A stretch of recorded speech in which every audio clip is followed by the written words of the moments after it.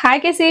హే hi Casey, నేను కొన్ని car company names చెప్తాను. ఓకే అవి చెప్పగానే నీకు గుర్తొచ్చే మేజర్ ఇష్యూస్ అంటే చెప్తావా? ఓకే నువ్వు అడగడు నేను చెప్పబడవా. Let's start. Maruti Suzuki, obviously build quality issues. Hyundai. So హుండాయ్లో మేజర్ ఇష్యూలు అంటే ఏలో కానీ higher pricing and repair cost ఎక్కువ. మీ favourite Tata. Of course Indian car brands నా ఫేవరెట్ అది. కాకపోతే ఇష్యూస్ అయితే ఉన్నాయి. ప్యానల్ గ్యాప్స్ కానీ, నెక్స్ట్ టెక్నికల్ ఇష్యూస్ కానీ, and after sales service issues కానీ చాలా ఉన్నాయి.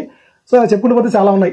నెక్స్ట్ మహేంద్రలో కూడా సేమ్ సర్వీస్ ఇష్యూస్ ఉన్నాయి. నెక్స్ట్ బ్యాటరీ ఇష్యూలు, దాంట్లో కూడా మనకి సెన్సార్ ఇష్యూలు, టెక్నికల్ ఇష్యూస్ చాలా వస్తున్నాయి. టయోటాలో అసలు ఇంతవరకు మన ఛానల్కి మేజర్గా ఇష్యూలు అయితే ఇంతవరకు ఏం రాలేదు అసలు. ఆ విషయం మాత్రం ఖచ్చితంగా ఒప్పుకోవాలి. బట్ మిగతా కార్స్ తో కంపేర్ చేస్తే వీటి ప్రైసింగ్ కొంచెం ఎక్కువ. నెక్స్ట్ కియాలో మేజర్ గా మనకి పార్ట్స్ అవైలబిలిటీ ఇష్యూ ఉంది. దాని తర్వాత డీజిల్ కార్స్ లో డీప్ ఇష్యూస్ కూడా మేజర్ గా వస్తున్నాయి. హోండాలో కూడా ఇంజన్ వైజ్ గానీ, నెక్స్ట్ సర్వీస్ వైజ్ గానీ ఎలాంటి ఇష్యూలు అయితే లేవు. బట్ వాళ్ళ మోడల్ లైనప్ ఉంది కదా, అది చాలా తక్కువ. అది ఒక మేజర్ ఇష్యూ అని నేను అనుకుంటున్నాను. రెనాల్ట్ లో కూడా సర్వీస్ అవైలబిలిటీ చాలా తక్కువ. నెక్స్ట్ రీసేల్ వాల్యూ ఉండదు. ఈవెన్ హైదరాబాద్ లో కూడా మనకి సర్వీస్ సెంటర్స్ చాలా తక్కువ ఉన్నాయి. స్కోడా అండ్ వోక్స్ వ్యాగన్ గురించి ఇంకా చెప్పాల్సిన పని లేదు. సో ప్రైసింగ్ హైగా ఉంటది అండ్ వాటి పార్ట్స్ రీప్లేస్మెంట్ కాస్ట్ చాలా హైగా ఉంటది. సో ఓవరాల్ గా చెప్పాలంటే మెయింటెనెన్స్ కాస్ట్ చాలా ఎక్కువ. ఎంజీ వాళ్ళు మన ఇండియన్ కార్ మార్కెట్ ని ఇంకా అంత అర్థం చేసుకున్నట్లేరు.